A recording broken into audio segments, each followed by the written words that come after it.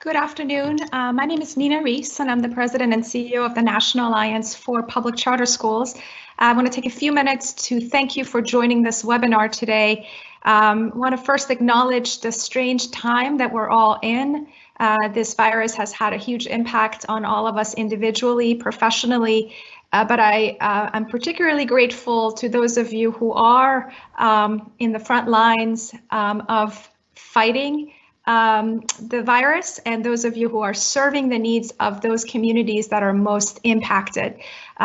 So our job in Washington, of course, is to take a look at everything that's been going on here in DC and make sure that you have information about what's going on and make sure this information is digested and presented to you in a way that makes sense. So this webinar is designed to give you the latest update on the Coronavirus Aid, Relief, and Economic Security Act, which just passed out of the U.S. House of Representatives. We are joined today by two individuals who we've been working with since the National Alliance was, the organization, the Penn Hill Group, was one of our lobbying organizations. They've been with us since the National Alliance was conceptualized, but we're joined today by two individuals who've been watching over all the different movements on Capitol Hill and with the administration vis-a-vis the different relief packages that have moved through. So I'm going to make brief introductions. Our first presenter is Lindsay Fryer. She's a vice president at the Penn Hill Group. Before joining the Penn Hill Group, she served on the staff of Senator Lamar Alexander, who is the chair of the Senate Health, Education, Labor and Pensions Committee. In that capacity, she negotiated the passage of the Every Student Succeeds Act. Before that, she served on the staff of the House Education and Workforce Committee, and prior to that, she was at the American Institute for Research. Joining her is Tom Corwin, who's also with the Penn Hill Group. Tom has over 40 years of experience, primarily at the U.S. Department of Education's Budget Office. He also served in various roles as a deputy in the Office of Elementary and Secondary Education and the Office of Innovation and Improvement throughout his career. I don't know if Stephen is on yet, but we also hope Stephen Bowen from the Council of Chief State School Officers will be with us because a lot of the questions that we think you might have may hinge on questions that state superintendents and chiefs have. Stephen, as you know, used to be the state chief from Maine before joining CCSSO. One quick note, if you have questions, we encourage you to ask them through the chat box. And as you ask the questions, we would prefer if you could identify your name, your organization, and especially the city and state that you're in. So with that, I'm going to turn the mic over to Lindsay Fryer from the Penn Hill Group. Thank you. Thank you very much, Nina, and appreciate the introduction. And hello to you all. We're excited to talk to you about where we stand as it relates to COVID-19 assistance across the federal government. And as Nina said, please include your questions in the chat box with your name, state, and organization, and we will answer as many of those as we can at the end of the presentation. So as I mentioned, I wanted to give you kind of the big picture of where we are right now. There have two COVID-19 related packages that have passed Congress and been signed into law by the president at this point. And as Nina mentioned, the third package just passed the Senate a couple days ago and just passed the House today. So we expect the president will soon sign this, which has billions of dollars of relief that education can expect. And we'll get into the details of that. Just to give you a broad sense of what package 1 and 2 included, there's the first package included $8.3 billion in emergency funding for vaccine development, emergency and equipment stockpiles, and supporting and bolstering state and local health budgets to immediately respond to the issues of the virus, but it did not have any specific education or workforce related provisions. The second package, dubbed the Family First Package, provided $1 billion in nutritional aid, expanded access to coronavirus testing, and has also included expanded sick leave benefits, which I know are of interest to many of you. As it relates to K-12 schools, of course, the biggest thing was the USDA funding for various nutrition programs such as SNAP and home delivered meals, and also the Women, Infants, and Children Nutrition Program, dubbed the WIC program. But in addition to the funding that was provided to these programs, the second package also included waiver authority for the Department of Agriculture to waive various provisions of the Child Nutrition and School Lunch Acts to be able to ensure that meals would be able to get to students while they're out of school in a non-school setting and in safe environment, as well as removing restrictions on the nutritional content of food, with the goal being, of course, with these flexibilities to get money to students, get food to students while they're out of school and as quickly as possible.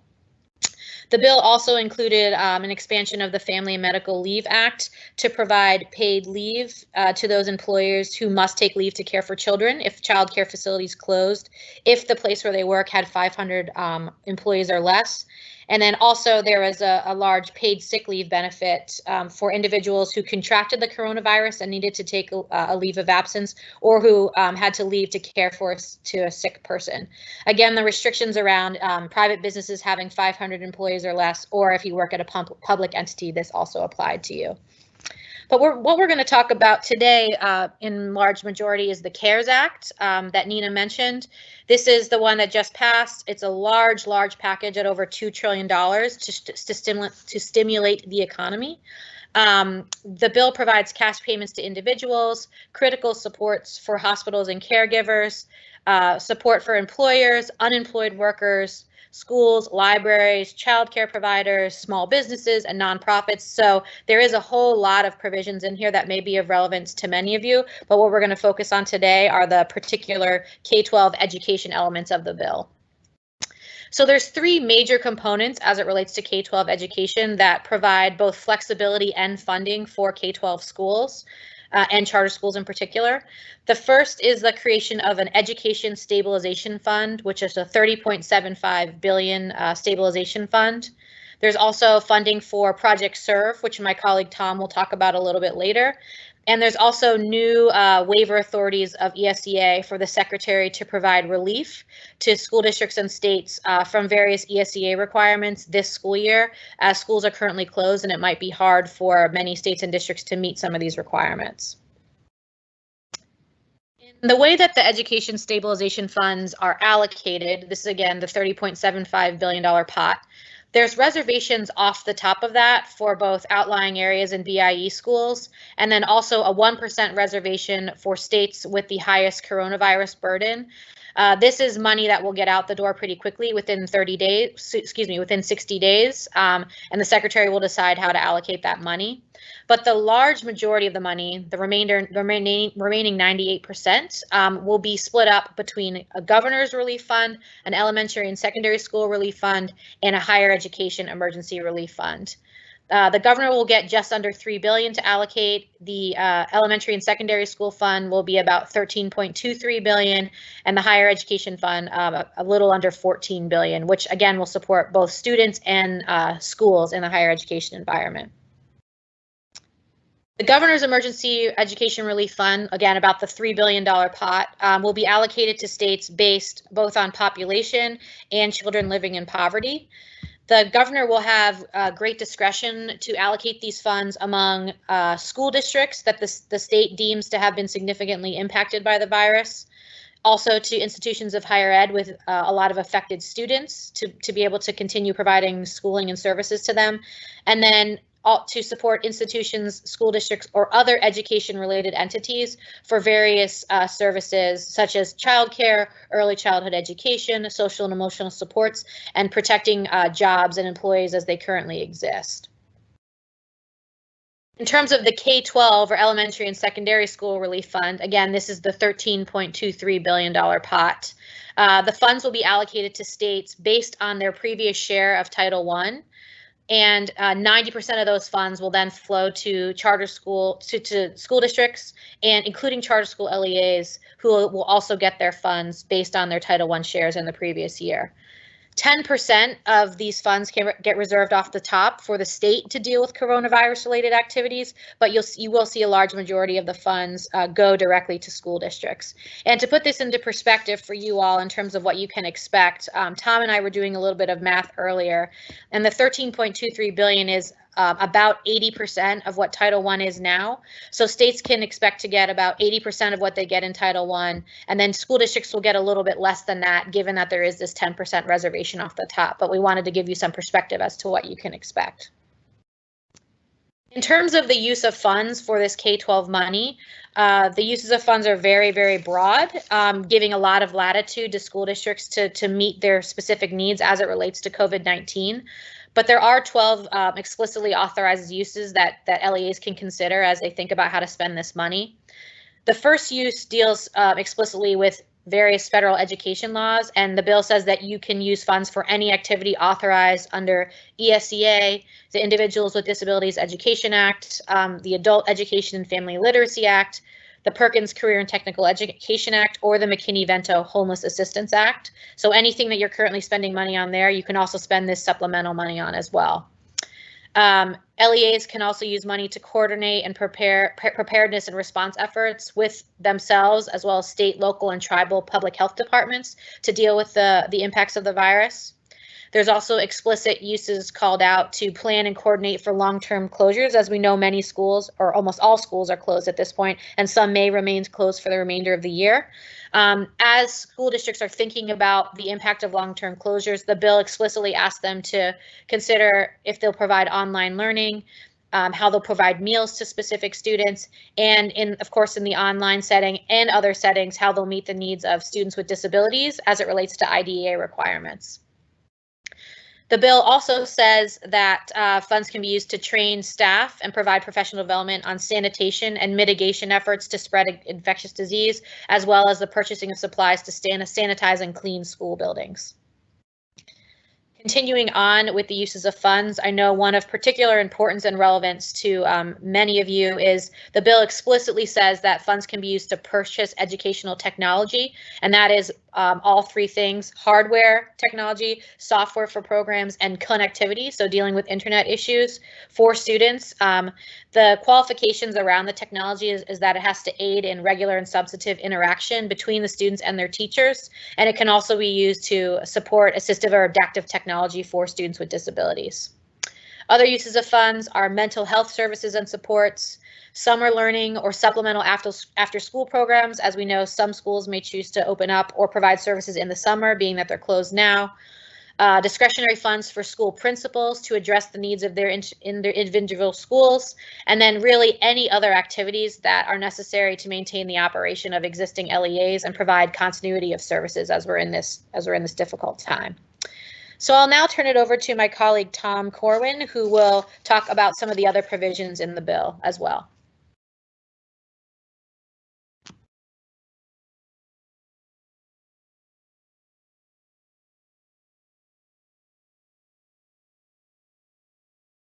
Tom, you may be muted. Thank you, Lindsay. I was. And thank you again for your presentation. As Lindsay noted, there are three pieces of the stabilization fund. I'll deal with the third one only briefly because this is a K-12 audience and it's the Higher Education Emergency Relief Fund. But briefly, it flows 90% of its funds to institutions of higher education based on their counts of Pell Grant recipients and non-Pell recipients. And then the rest is to add on to grants to the minority serving institutions and some discretionary funding for the Secretary. All of it is used to help colleges and universities, post-secondary institutions, deal with significant changes they're having to make in the delivery of instruction because of the coronavirus.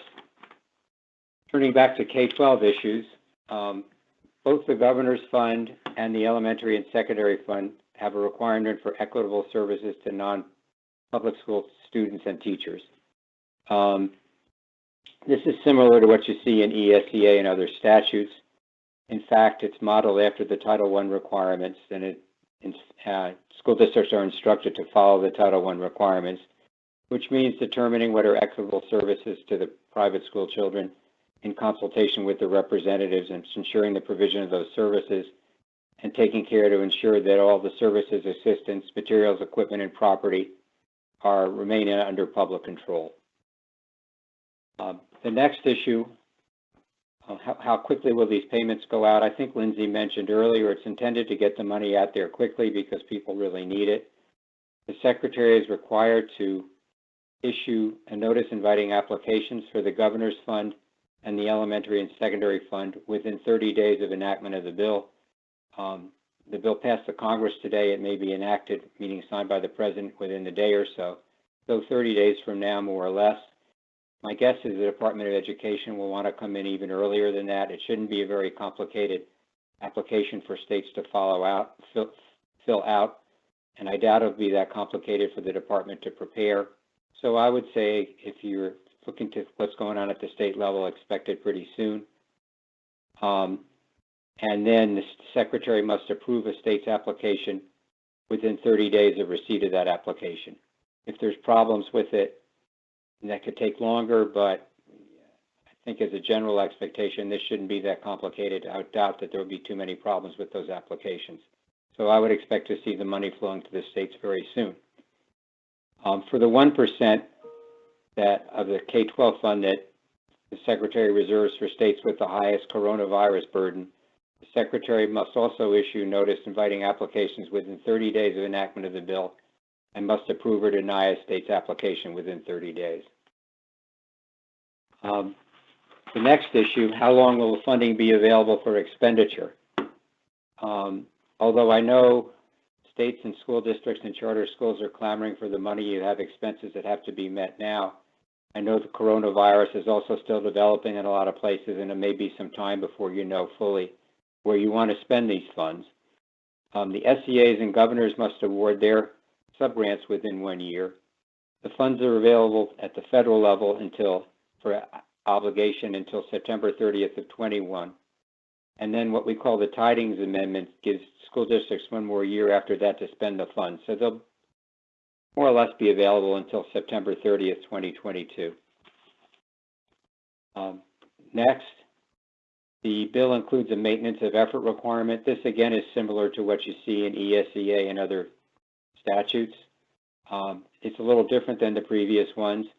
It requires that for fiscal years 20 and 2021, the state maintain fiscal support for K-12 and for higher education at the average level of the three previous fiscal years. So there is definitely intent that this be on top of what the states have historically, meaning the last 3 years, been providing. But there are also, as we've seen before, provisions on how the Secretary may waive this requirement for states that have experienced a precipitous decline in financial resources. I guess this is another one of the things that the U.S. Department is thinking hard about right now, how to structure those waivers, because we're starting to hear that states are going to be experiencing declines in financial resources. So it'll be interesting to see how that goes. Next, that concludes on the Stabilization Fund. As Lindsay mentioned, there's funding in Project SERVE.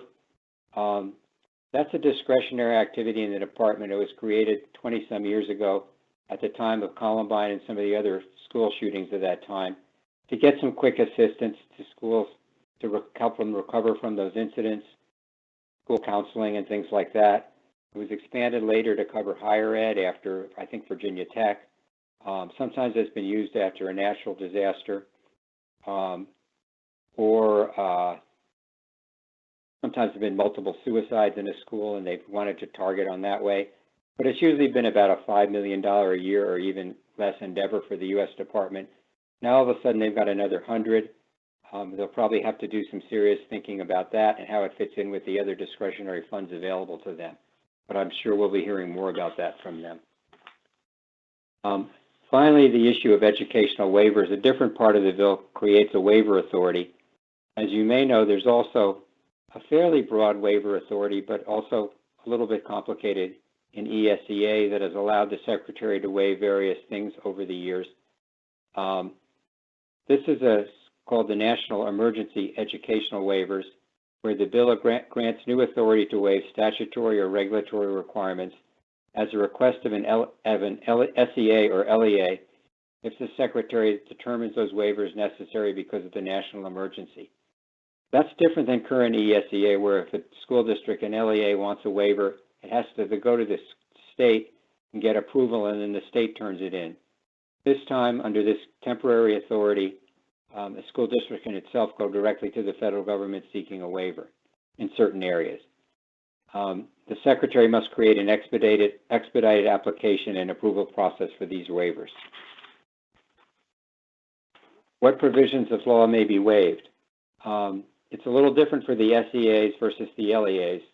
The SEAs themselves may request and the Secretary may grant waivers of the Title I requirements on assessments, on Title I accountability systems, and on the annual report card requirements related to assessments and accountability. The Secretary has been granting these under her current waiver authority in advance of this new bill, has been granting assessment waivers. And we understand that as of at least maybe this morning, 47 states have already waived. They won't be doing their Title I assessments this year with school not in session. And I think we all await some more guidance on what has to happen after that, which I hope we'll be getting.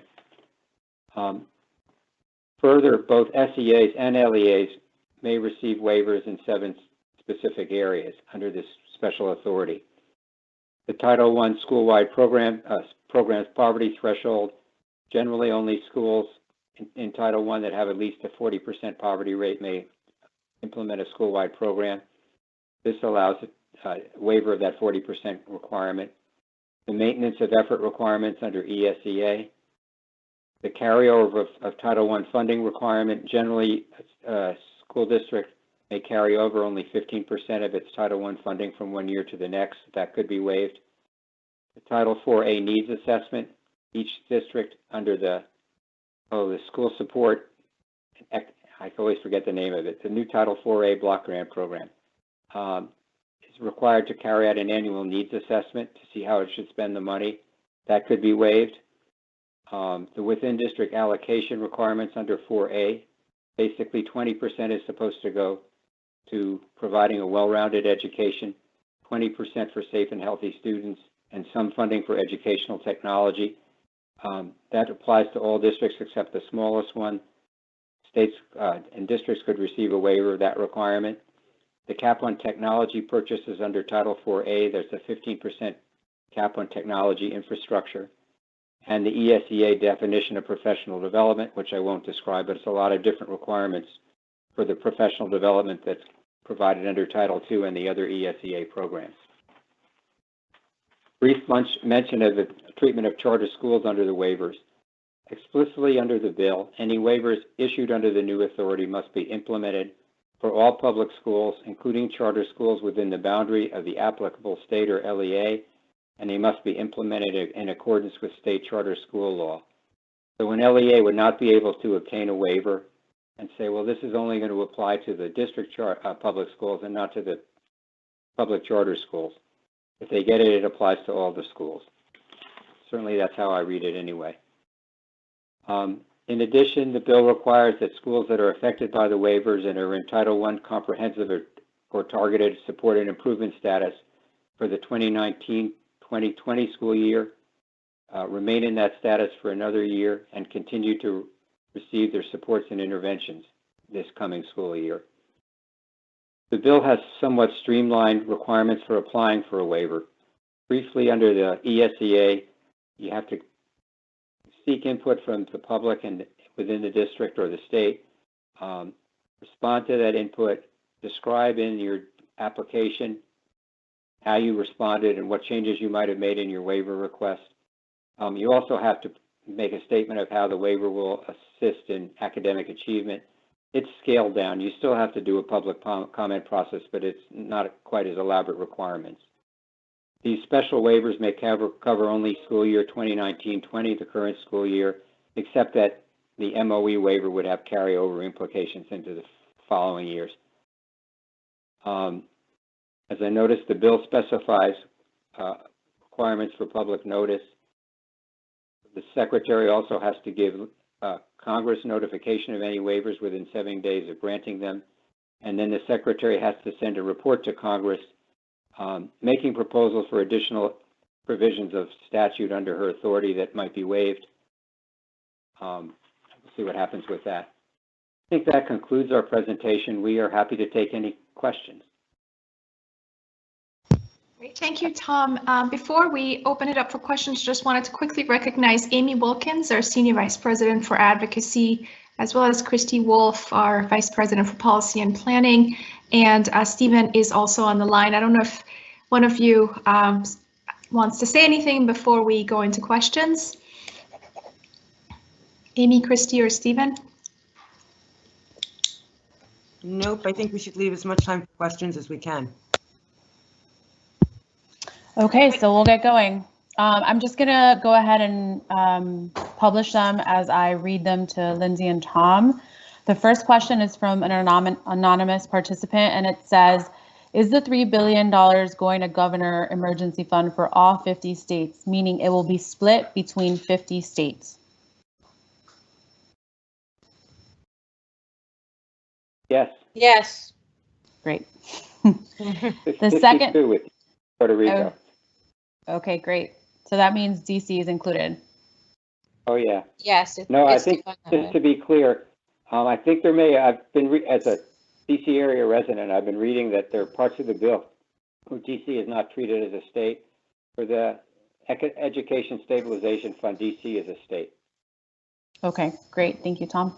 Okay, the next question is from John Rosenberg from Hebrew Public in New York. And he says, any indications of how states are expected to allocate the elementary and secondary education Title I? Is it Title I based? Yes. So the states will receive their share of funds based on what they got for Title I in the previous year, and then the money will go by formula to school districts based on the school district's Title I share. And I'd mentioned the National Alliance pushed for this very hard, and it's significant that you received it because it'll ensure that the Title I the charter school LEAs receive your fair share. Thanks. Okay, the next question is from Marie Ticherio, Executive Director of Palm Beach Maritime Academy and High School. And she's asking, will the money be distributed on a per student basis? Since it's going to the LEAs, who determines what they allocate to charter schools?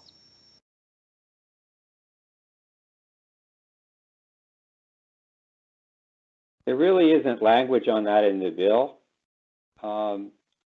There is language about using it for the greatest needs relative to the coronavirus, but there isn't any specific within a district school level allocation set of rules.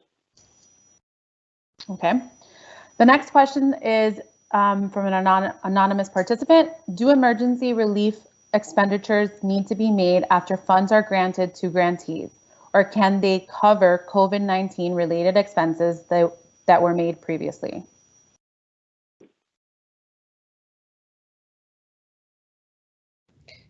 I'm not quite sure I understand the question. I think what it means is like, can they cover expenses that they're incurring right now with these funds, or is it going to have to be for funds in the future after this bill has been passed or they start distributing it at the state level?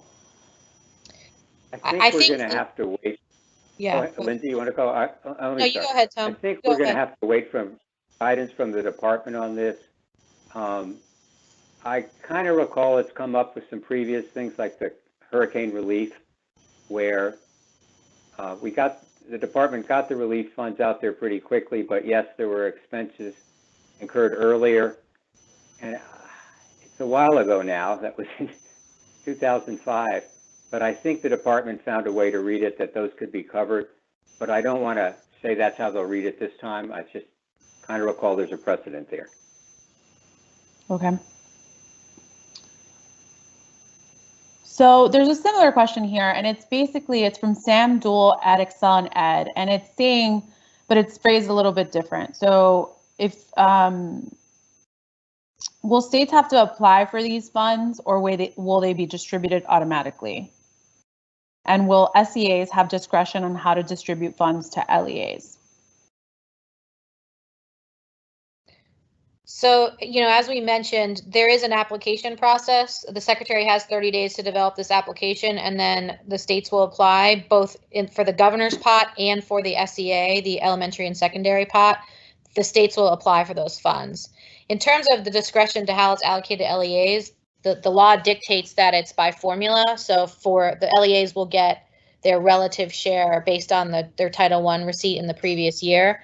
So I don't believe there's discretion in how that money is allocated. Tom, let me know if there's anything else you want to add.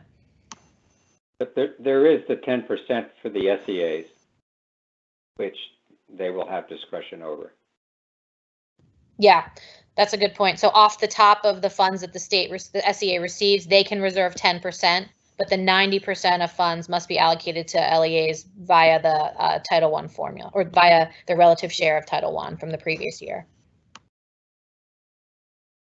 Okay, Eduardo Mesa, he's saying, what are the conversations being held in regards to teacher credentialing requirements and accountability as we start planning for the next academic year, especially should distance learning bleed over into the fall, the current year? Will the current year need to be extended into the summer? Sorry, did you guys get that? I think the gist of it, yeah.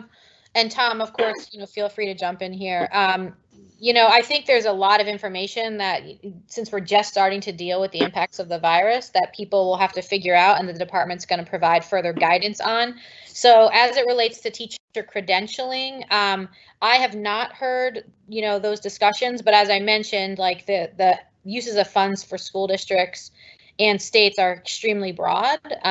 So, I assume that funds could be used to address teacher credentialing issues if that's what a district wanted to do. In terms of, the distance education bleeding over into the fall, I think it's a great question. And I think we'll know more. The department, as I mentioned, will have to give more information on this. I know that at 5 o'clock today, Secretary DeVos is holding a press conference on distance education. I'm not sure if it's just to point people to helpful resources or provide additional information, but the department is going to have to give a little more guidance here. I agree with all of that, and just might add, some of these are probably issues that will be addressed at the state level. If there are issues of credentialing teachers who are mainly teaching online or distance learning, that's typically an issue that the federal government won't govern on. It's a state issue. Okay. All right, so the next question here is, should individual LEAs wait to see if their state files a waiver before filing individual waiver applications?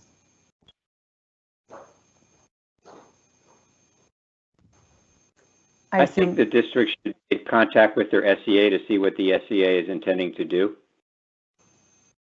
And the more coordination, the better. Okay. Yes, I agree with that. So a continuation of this accountability question is, will schools that were newly assigned to comprehensive school improvement or targeted school improvement still keep the new status, given the continuation of CSI and TSI for FY20 schools into FY21? Newly assigned, I guess, depends on what newly assigned means. If it means for 1920 they were brand new, then yes, they'll continue. My expectation had been for 2021, they couldn't yet be newly assigned because the assessments hadn't occurred yet. So maybe I'm not seeing the whole picture. Maybe Lindsay is looking at it differently. I don't know. No, I read it the same way as you said it. So if you've just been designated this school year, yes, your designation will continue. I think it's yet to be seen what's going to happen for school years beyond this one. The waivers that are in place are only for this school year, but as we see the impacts of the virus and other needs arise, I do think both Congress and the Secretary may have to issue further information on this.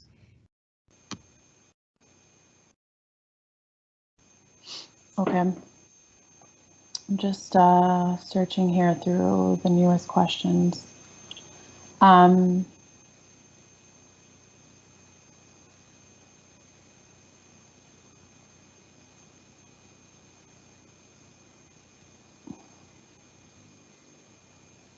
These are really good questions. Okay, so another clarifying question here from Marie in Palm Beach Maritime Academy. As a follow-up, so does that mean that districts can make the determination about what charters get? We haven't had great success with that. Also, what about their 5%? So is the LEA in charge in terms of what charters are going to get access to?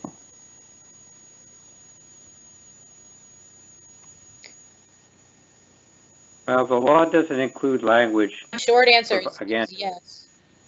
Yeah, providing specific allocation rules within the LEA. So yes, I'm not sure what the 5% question was about. I think it's about the state reservation or I don't know. Well, so, it's an important distinction here, and I've been having a lot of these conversations. So these are not ESEA dollars. These are separate dollars that have different requirements attached to them. So, if the 5% you're talking about is relative to ESEA, it does not apply here. As Tom mentioned and as I mentioned, the states will get their money based on their relative share of Title I from the previous year, and as will the LEAs. But in terms of how individual schools get the money, the law doesn't specify. So it is, in my read, and maybe further guidance will come from Ed on this, that the district will decide what charter schools get. Tom, do you agree with that? Yes. Okay. There's a couple questions from several individuals, including Peter Lobb, that asked about if charter schools do not receive Title I funding, does that mean that they don't get access to money? So schools that are not Title I designated.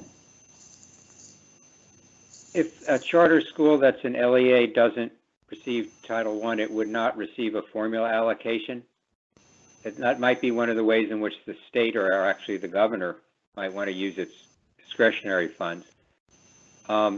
There's no Title I requirement for the charter schools that are within LEAs, so they are eligible.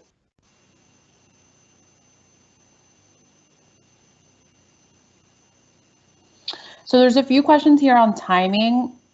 What do you think the timing of this distributing of money will be?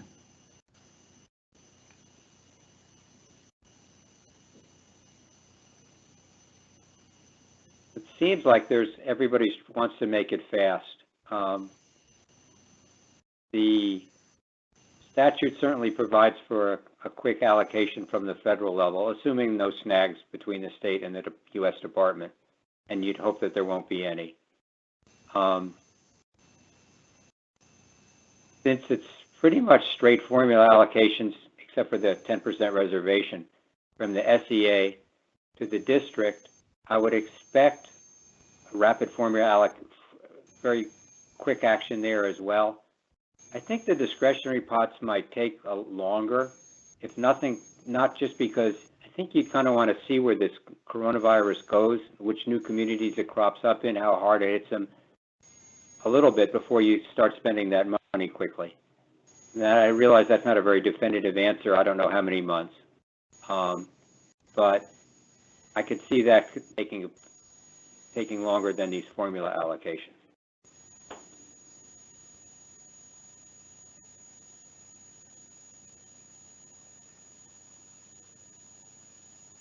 Okay, great. Sorry, I'm just looking here through the rest of these questions.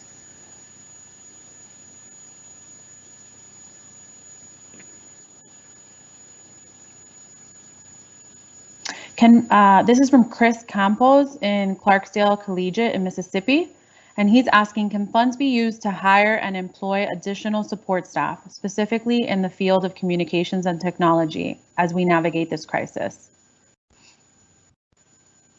I think the answer is yes to that.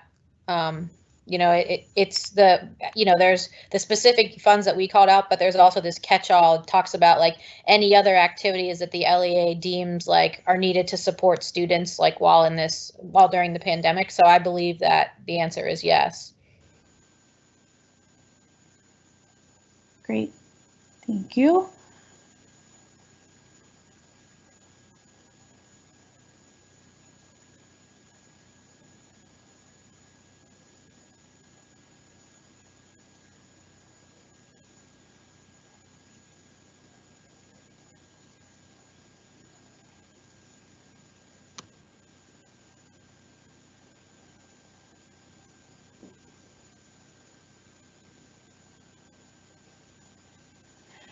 So there's a question here that I think is a good overall question, which is, can you please summarize what charter schools can expect to receive in the next 30 to 60 days? I think you responded to that as it relates to timing, but I'm getting it a couple times. So maybe if you can just reiterate like the big picture points within the next 2 months here.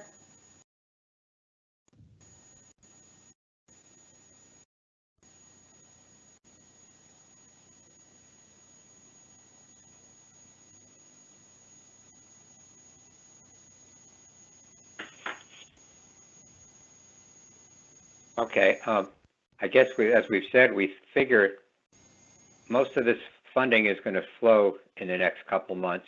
I'd say 2 or 3 months anyway. I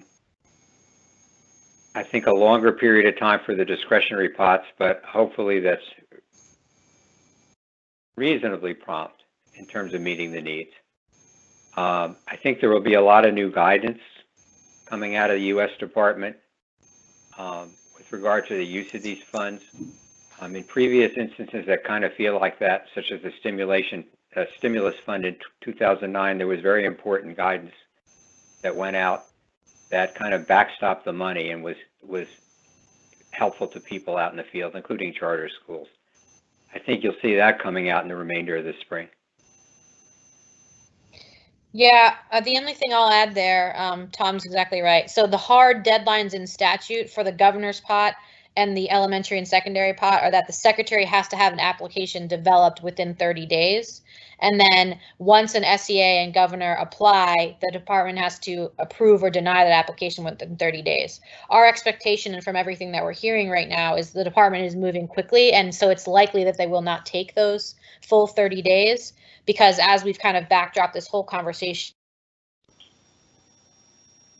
out the door as quickly as possible so that I can flow to states and then districts quickly. But as Tom said, I think there's going to have to be more guidance on explicitly beyond what's already in statute.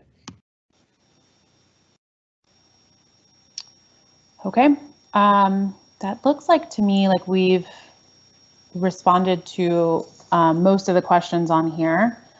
If there are any other questions, you can submit them now. We have a few more minutes.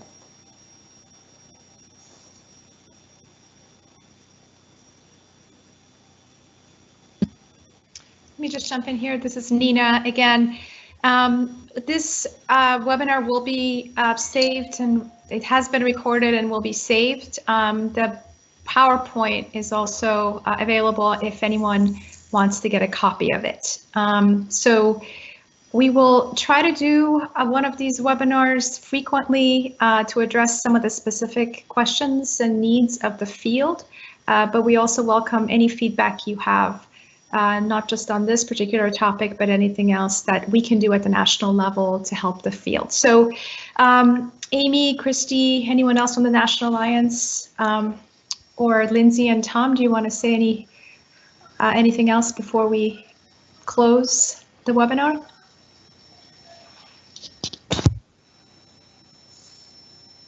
Not just the usual, everyone keep safe and keep doing great work.